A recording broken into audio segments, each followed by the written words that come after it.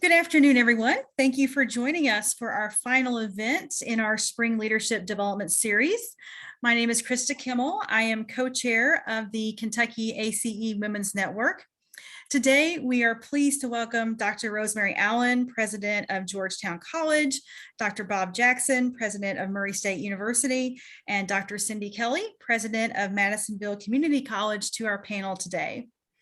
We have a few questions prepared for our panelists. We want you to have ample opportunity to ask questions as well, so we'll set aside at least 15 minutes for audience question and answers.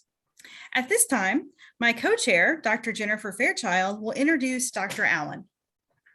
This brings me great pleasure to read the bio of my academic advisor, because I'm a Georgetown grad, and one of my great mentors, Dr. Rosemary Allen.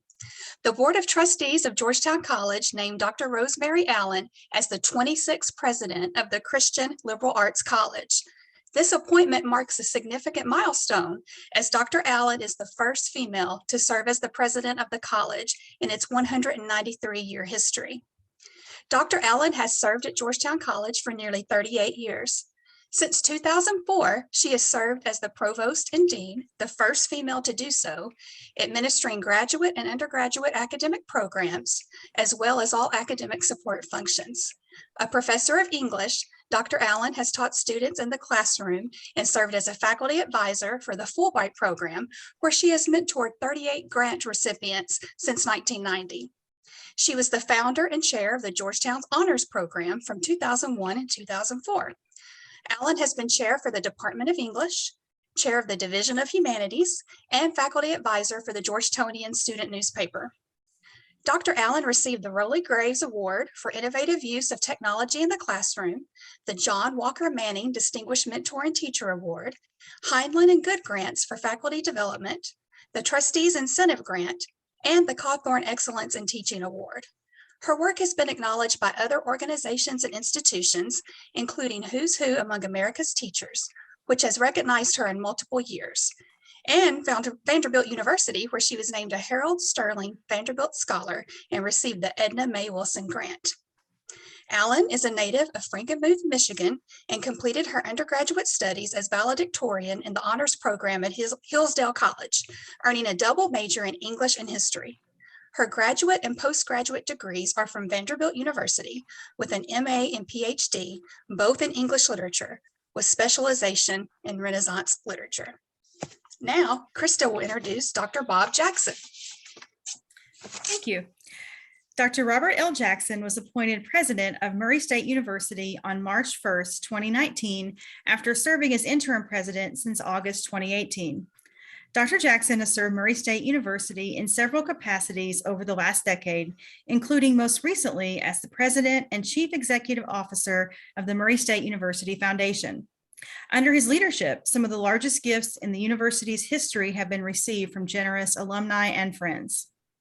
In 2019, Dr. Jackson was elected by his peers to serve as the chair of the Council of University Presidents for the Council on Post-Secondary Education.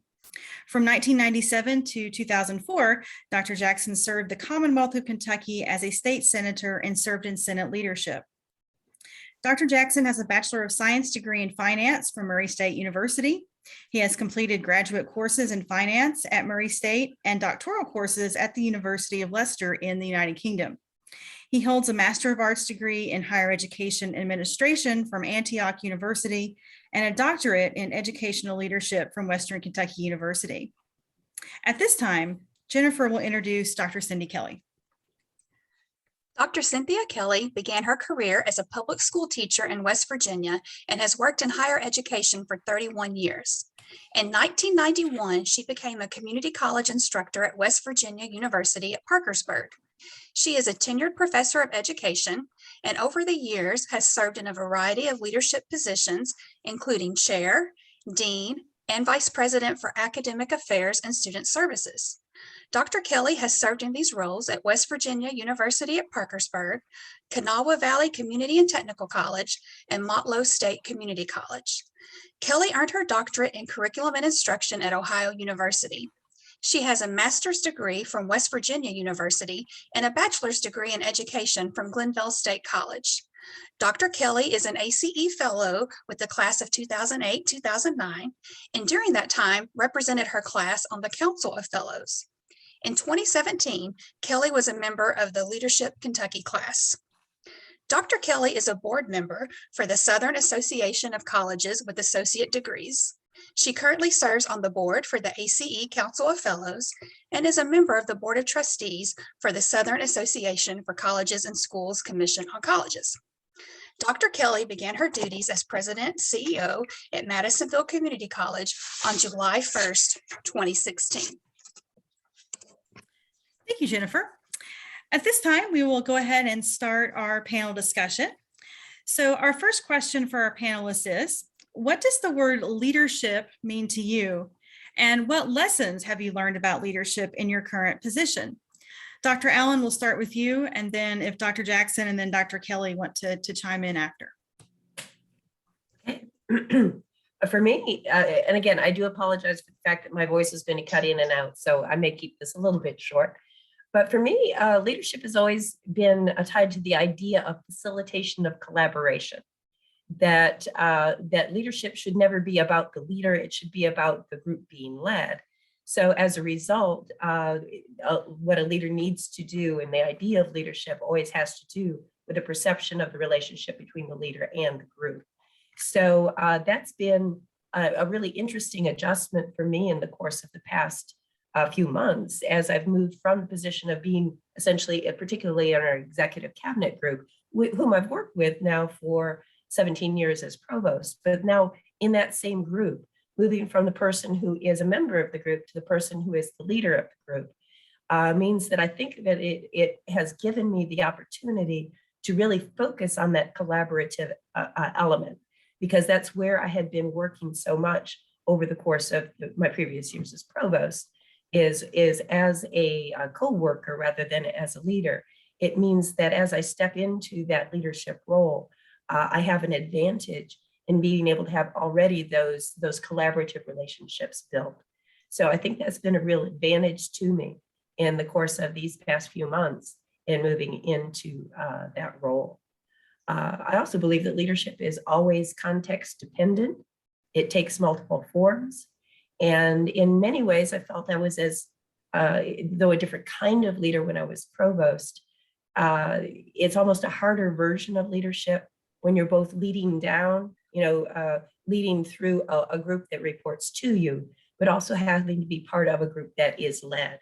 So that it's a kind of a balancing act always between how you do serve as a leader and how you have a responsibility to serve as a follower. I think to add on to that, to not be repetitive, but having a vision, I personally believe in the philosophy of servant leadership, and we're all students of leadership. So we've all studied leadership in many different ways, of course. And because I think part of our responsibility is helping others be successful. And it's not about us, as President Allen said, it's about the organization, it's about helping others be successful and mentoring others and the like. I think also in the roles that three of us are in here, and in the future, some of you may be in similar roles or exact roles, is having the courage to be a leader and having the courage to make decisions. And we touched on that before the event started. Oftentimes, the decisions that we make are hard decisions, and sometimes they're lonely decisions. And especially, I think, over the last couple of years during a pandemic, they've been extra hard. They're not always popular. And you've got to have the courage and the belief in yourself also as you're leading others and helping others and advancing your institution to, yes, build consensus, operate in a shared governance model in higher education, and stand by and make hard decisions. And oftentimes, again, when those are made, there's question, there's criticism, there's all those things. That's normal and natural. You have to be willing to understand that comes with the job of being a leader too. Well, and all I can do is piggyback on the things my colleagues said. For me, leadership means creating and maintaining an environment where those who are doing the work can be successful. And that very much goes into the, as Dr. Jackson said, the servant leadership part of that. We all have important jobs, and it's called educating and helping people learn. And, I have to ground myself in that. And I do that by making sure that I do everything I can to facilitate an environment where the folks who work on these campuses can make that happen. A piece that I'll sort of focus on where you say, what have you learned about leadership in your present position? I've always known that you never say never, or you never believe that it can't happen. But in the past 2.5 years, it has come home to me. Don't ever believe you've seen everything or done everything, because the world just may throw a global pandemic at you. And from that, as an organization and personally, as a person in this position, seeing the things I thought we can never do it or we'll never be able to do it, we've learned how we could do it, did do it, and did it successfully. And this whole 2 years has really brought that back to the forefront of my thinking about leadership. So I will say ditto to everything that my colleagues have said and just add those few bits. Thank you all. Next, I would like you all to describe a meaningful conversation you had with a student and what you learned from it. We'll start with Dr. Jackson, then Dr. Kelley, then Dr. Allen. Jennifer, thank you. So this is my alma mater, so I try to reflect and look through that lens as I think about our students here. And we all in this role, and really probably all of our roles, everyone in this meeting, we have regular conversations with students, right? I mean, I have them every day. I'm sure President Kelley and President Allen have them every day. And I guess one thing that I've learned over many years in higher education and in public life prior to that is listen and listen closely. I had a meeting, so in just one case, I guess citing one case here, I had a meeting with a student recently who asked, and the family asked to see me on a tour, and I try to see every prospective student coming to Murray State that I can possibly see, of course. And so I'm giving the accolades of Murray State, and we all have those accolades to talk about, and the great things about our institutions to talk about, the academic quality and the great value and on and on. And so I was trying to answer the questions that I thought I heard.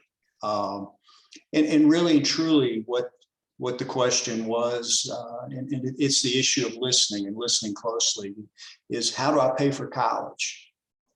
And that's what this family was trying to get to, and so I shifted quickly, and that comes up often. It comes up more today than really any time in my professional career. Is how do I do this? And I think that's part of the President Kelley, as you were talking about earlier. We're all looking for students, and that's an issue throughout this country. And part of the reason is the access and affordability issue. How do we help those students afford to get to our respective institutions, complete at our respective institutions, and be successful out in the world. And so I think it's listening, hearing the right question, not hearing the question that maybe you thought you wanted them to say or ask, and trying to assist our students in every way possible in that regard. So again, I try to listen closely and more so maybe after that conversation. Oh, and to talk about a specific conversation, I'm going to rewind literally about 12 years. I was thinking about this morning. When did I actually have this conversation? And it was about 12 years ago. I was working at a school in West Virginia as a vice president, and a student who we had at that college who was known to be an extremely good student literally just disappeared. And it came to the attention of her instructors because she had disappeared, which then got it into student services, which it finally came to my attention. And they said, this just doesn't make sense. She's not answering her phone. She's not answering her email. None of this makes sense. So I said, well, we need to find her, because we all knew she was a single parent, trying to work, trying to go to school. And we did find her finally. And when we had a conversation with her, this is, just in a minute, this was her story. She was a single working mother, very proud. You've heard of the proud Appalachian culture, very proud person. And she had an older car. She had a flat tire or a bad tire. They put her spare tire there where the bad tire was. She was on her way to school one morning and another tire went flat. And she had no way, and she did not want to tell us the story, but she had no way to replace that tire. So she disappeared. She couldn't pay her cell phone bill any longer. She couldn't get a new tire, and she didn't know what to do. So she withdrew, didn't withdraw from the college, but just withdrew. And we had a long conversation with her. I said, listen, this cannot, a tire will not stop you from finishing your education so that you can find your better life. And but let me tell you what I learned from that. I learned how to talk to students about these situations. First of all, it really made me think about the fact that a flat tire can upend someone's educational goals and moving to a new career. But secondly, we have to think about how we talk to these students. She was very proud. She was ashamed of her situation. And we had to talk to her, say, everyone needs help. There's no reason to be ashamed. So we have to, in these situations, help these students find dignity. And this was 12, 13 years ago, before we heard about student emergency funds very often. But I will tell you that next week, I started talking to some donors for that college, and I will not go to a college now where we don't have a student emergency fund. So that made a big impact on me. And I remember that conversation and want to learn from it every time we're talking to students and saying, we can help you. But like President Jackson said, there are just some folks out there in their heads, they think, we can't do this. We can't afford this. And I say never to that. Come talk to us first. It was really hard to think through 38 years of conversations that I've had at Georgetown College and try to pick out what I think are the significant ones. I mean, I look back and I know, for instance, that some conversations have been significant and I didn't even know it. I was on social media and saw a former student made a comment to me about how they had actually stayed in college because of a conversation I had with them in my office in like 1988. I don't remember that. And yet I do remember that I've had a lot of conversations like that. And so part of what I remember about conversations is how important they are, how you can never know the moment when you're changing somebody's life. And that's a huge responsibility on every single one of us. Sometimes we make the right choices in what we might encourage in advising a student or encouraging a student. Sometimes we might not, we might never know what negative as well as what positive influences we have had on our students. So the idea of conversations, as any teacher knows, is one of the most singly important things that every individual in higher education has to deal with, because we have so much power and so much responsibility in every single one of those conversations. That means because those conversations are important, we have to really make sure that what we do is encourage those conversations in productive ways. And the specific conversation I'm going to mention is one that just happened about less than a month ago here on our campus, which was that I was in one of the things that I do as president is every Friday I go to the cafeteria and we have a table, and it's an ask administration table, so that they come, and if they have anything they want to talk about, anything they're angry about, anything they just want to chat about, they will come and sit down and talk. So the president of our Black Student Union came and sat down with me and was asking, there had been an event the previous week, and she was saying, why didn't any member of the administration come to this event? Why didn't any faculty come to this event? And she felt betrayed. She felt not supported. And of course, what it was didn't have anything to do with whether somebody wanted to go to the event or not. It was that she had accidentally scheduled the event during the standard meeting time that we have on campus. You know, we have the hour of 11 to 12 on Thursdays is when there are no classes meeting. And it is the time when everybody who ends up having a place they have to be, but she didn't know that. And so she had the courage, bless her heart, to come in and actually ask me about it. And that, I think, is the most important kind of conversation, because it's a conversation that opens conversations. You know, it's a conversation that keeps us from thinking that we're at odds with people, when sometimes we just might not be actually hearing or having the opportunity to hear what each other says. As a result of that conversation, though, I did pay more attention to opportunities that there were to engage with student groups when those invitations did come. Because you know how it is, you get 100 of them and you can't necessarily go to every one of them. And it becomes easy after a while to just let some of them go unresponded to, because you don't think that they're necessarily directed just at you. I didn't realize, for instance, with that earlier event, that there really even was a desire for faculty or staff to go to it. And so when I received another one of those invitations, I actually went, even though it was a little bit out of my comfort zone, and I wasn't absolutely sure that it was even an environment where I was going to be welcomed, because it was the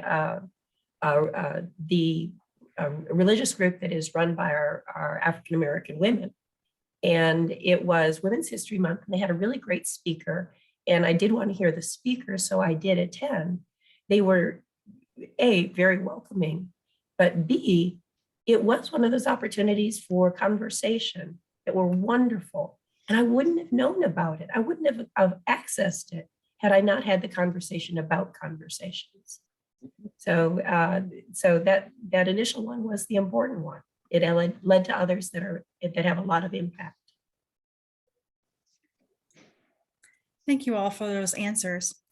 Our next question is, what are the major opportunities and challenges facing higher education today? And we'll start with Dr. Kelley, and then we'll go Dr. Allen and Dr. Jackson. Well, do we have 7 hours to talk about this? As I think about this, it's been a heck of a couple years, hasn't it? And it's sort of made us rethink the way we do things, and just even rethink the way we think about things.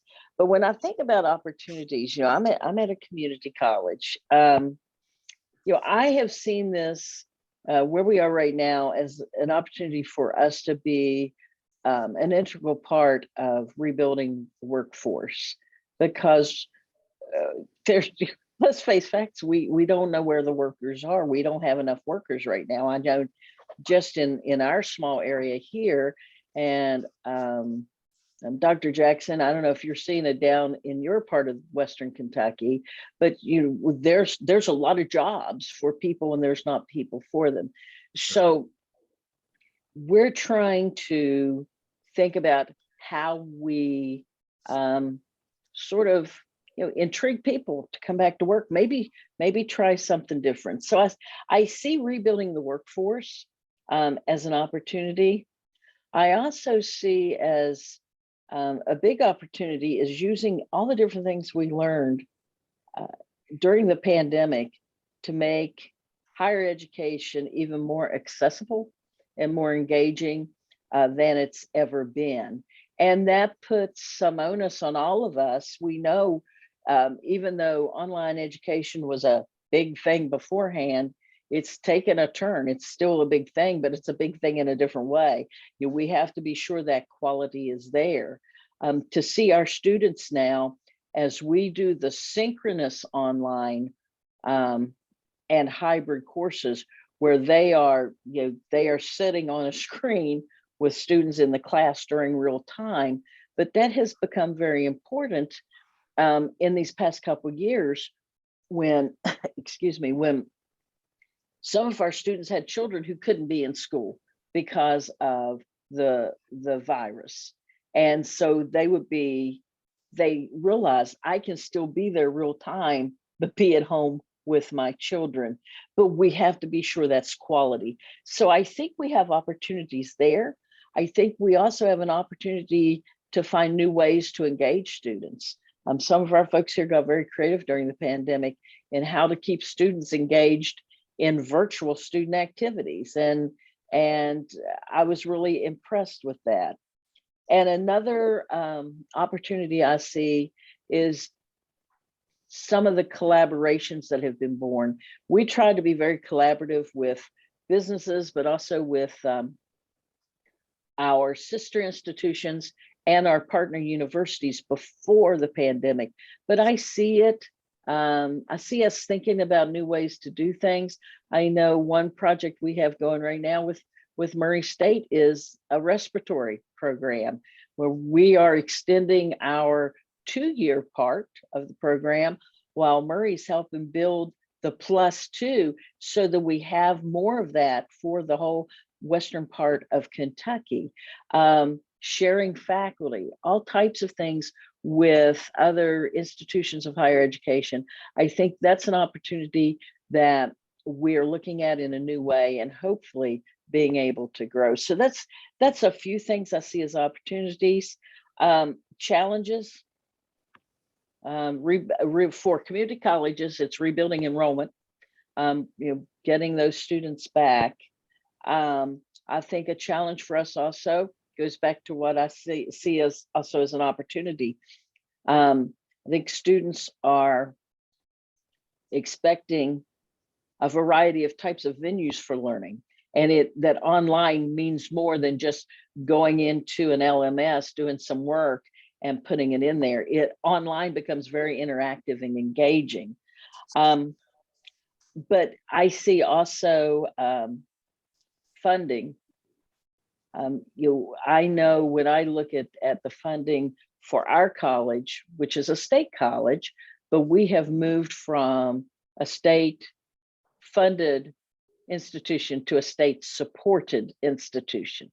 So we have to, navigate that, figure out how do we pay the talent what they can, to come in and teach and come in and work in our colleges and universities when they can make so much more, externally. How do we pay for innovative programs that are very high cost? And then we could go into that for a million years. But then just real quickly, a last thing, and I'll let my colleagues add to all of this. I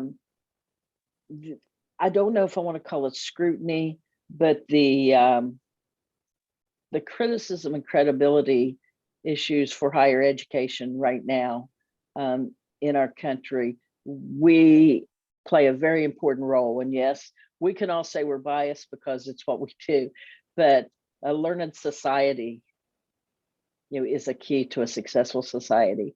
And I think to tell our stories in ways in which those who are very critical of higher education will see the value and accept the value, I suppose, is another challenge. And I have more things, but I'll leave it at there. And Dr. Allen. Okay.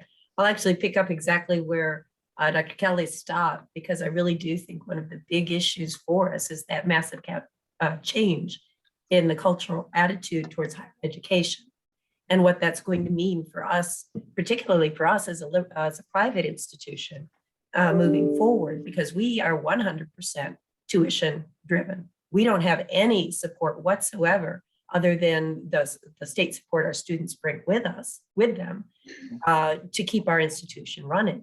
So that we have to be able to navigate those cultural morasses. We don't really have any option other than to try to understand and work with what it is that the realities are out there that draw students into a college and make them want to pay the tuition dollars that it takes to attend a private institution. So that is a huge, huge challenge, and something that is terrifying to us, because when you look at what it is, that it's really hard to tell what it is that really does drive a traditional age student to come to a private college or any college. And we will discover consistently that tactics we use one year do not work the next year. And it's like, isn't there a playbook someplace that should be able to tell you what it is that that these students want? But it's in the course of doing that that you realize that one of the things you have as an opportunity is an endless set of opportunities to reinvent what higher education actually looks like. It is so tempting, particularly I think as a traditional liberal arts college, to think that we have the right formula and everybody else has to adopt to us because we know that liberal arts works. That's something I actually do deeply believe in. But it won't matter if it works if nobody will do it. So we still do have to find a way to bridge that gap between what we think is or what we believe deeply is the value of the traditional liberal arts approach to education and the desires that our market has, our students have coming in for the experiences that from their perspective lead to a future that makes a difference for them. So in the course of trying to figure that out, we need to not always just reflect back with regret at the loss of the golden era of liberal arts education, but instead also realize we have the power and the responsibility to carry it forward in whatever way is going to work appropriately for the students who will be coming to us in the next couple of decades. We may not be able to anticipate it. Who knows what the future will bring? That's exactly what Dr. Jackson was talking about. Who would have actually have ever thought we'd be where we are right now? But that's as exciting as it is terrifying. That's where I'll leave it. It is terrifying, and let's see if I can add something a little different to it. But from an opportunity standpoint, I'm a Kentuckian. My family have been in this Commonwealth since it was a state. And so I think about this often. We have a tremendous responsibility, a duty to our region and our state, what we do, what we all do in this meeting. And I think many times we take that for granted. The impact that we have on our regions and state, and the duty and responsibilities that we have, and how we impact students and families and the workforce and our role in economic development. And I could go on, but those are tremendous opportunities for us. We can make a real difference in Kentucky. And that's why we all exist, and that's why we existed for a long time, our respective institutions. Related to that, from a challenge standpoint, it's having the funds available to do what we need to do.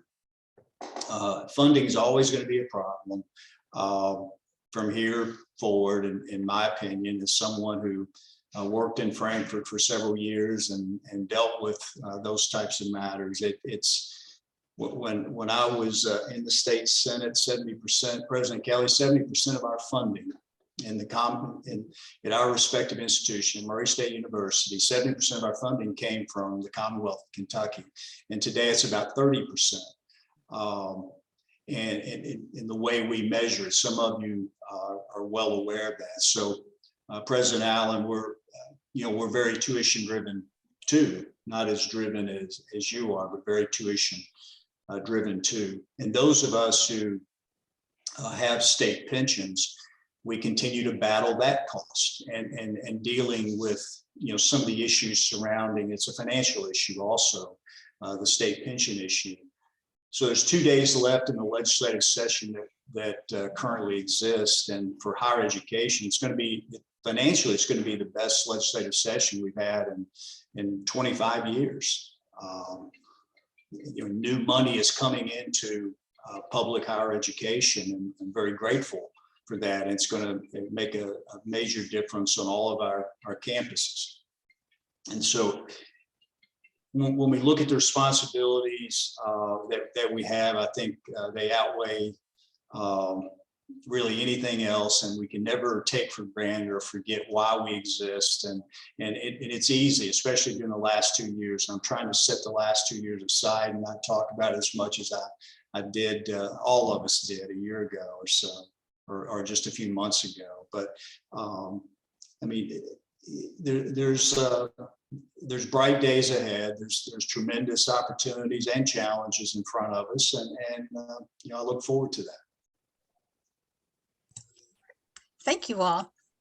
Our next question is, what do the words diversity and inclusion mean to you?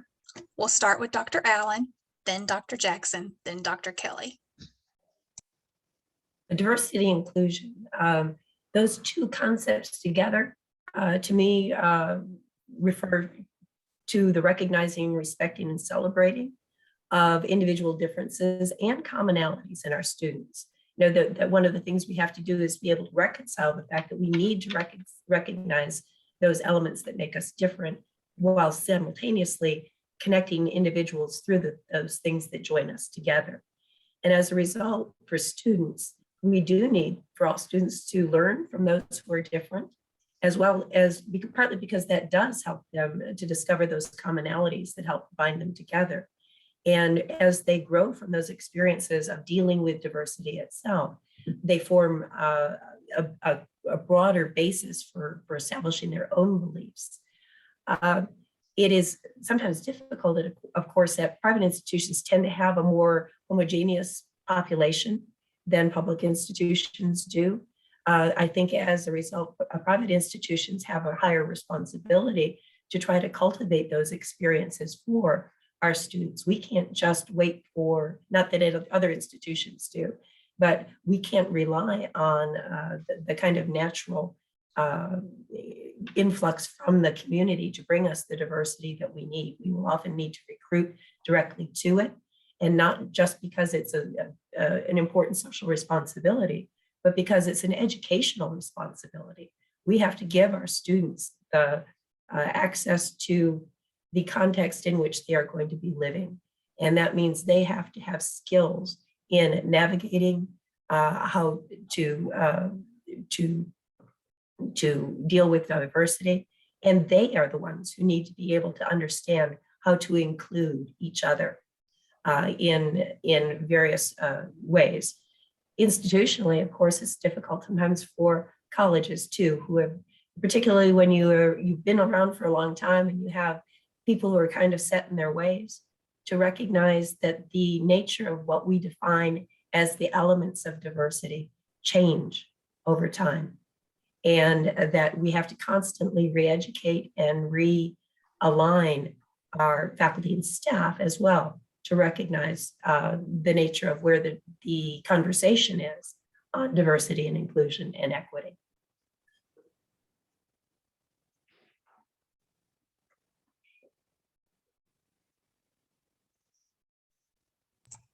Go ahead, Dr. Jackson.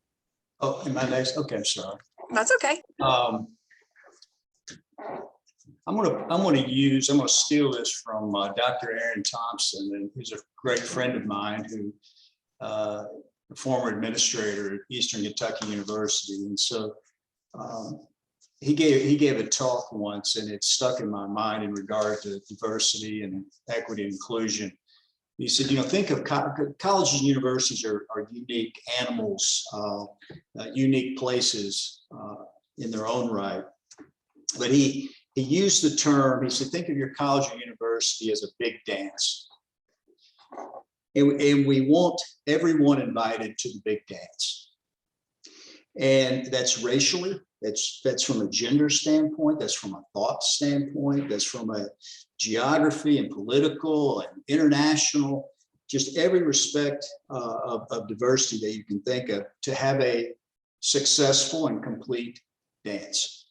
And it's not just a dance of everyone like all of us that we look the same. It's a broad-based dance. And he used that term, and it meant a great deal to me. And I remember his talk in regard to that very specifically. But diversity makes us all better. It makes the dance better, if you will. So ensuring everyone has an opportunity to come to that dance at a college or university. In the inclusion standpoint, again, colleges and universities are different. We have, by nature, we have a lot of diversity, internationally speaking, racially speaking, gender speaking, in every respect. But we have resources here to help in inclusion that sometimes we don't think about in order to advance these initiatives as well, advising and tutoring, and our excellent faculty and staff support, retention, how we recruit and where we recruit, and all those things. That's the inclusion piece of this. But colleges and universities have that unique opportunity from a diversity and equity and inclusion standpoint to be different and set an example for society as a whole.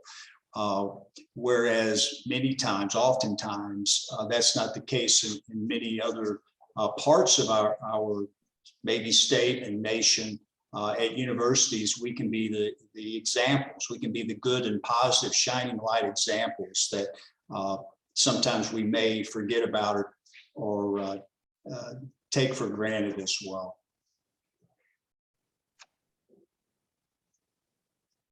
Oh, and I think if I pick up on that, I mean, I'm not saying anything new or different at all.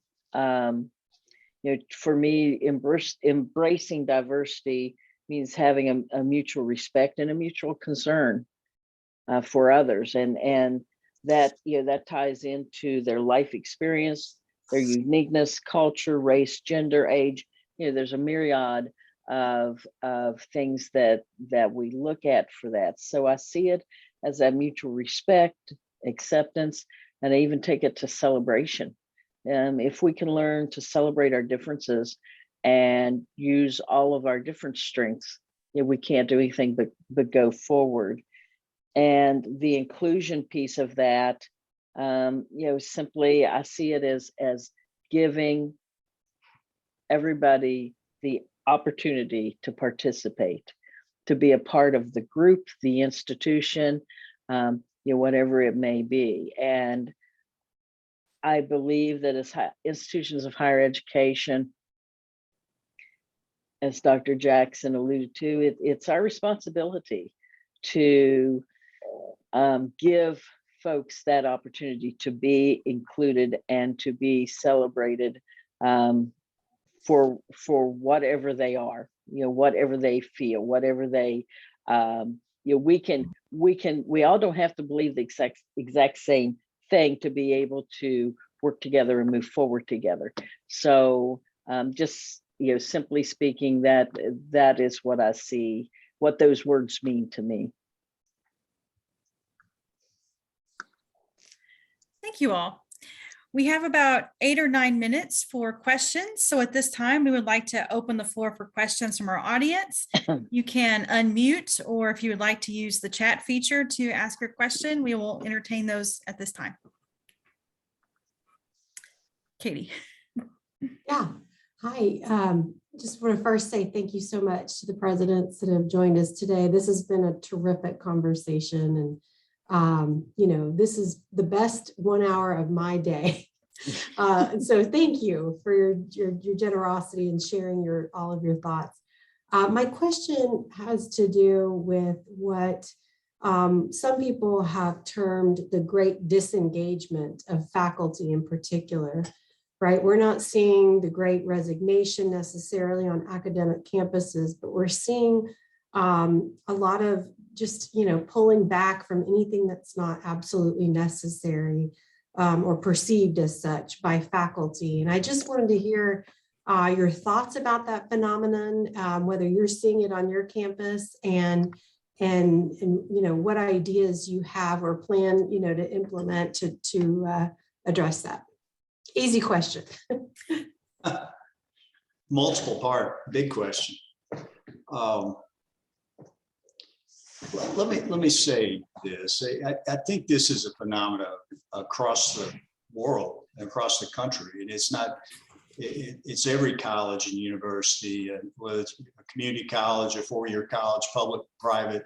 It's happened everywhere. It's been a tough couple of years. And the first year was harder than maybe the second.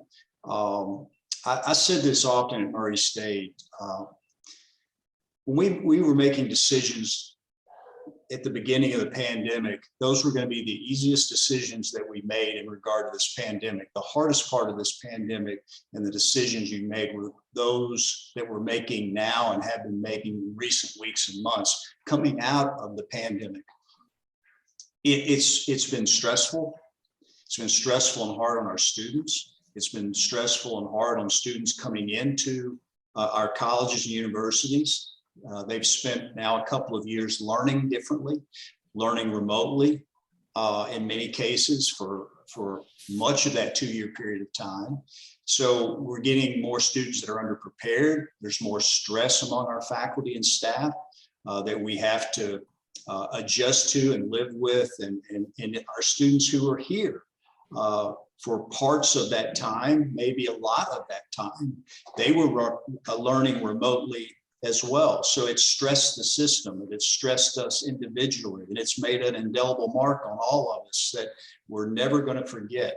And it's been hard. It's been hard on administrators. It's been hard, I promise you, on college and university presidents.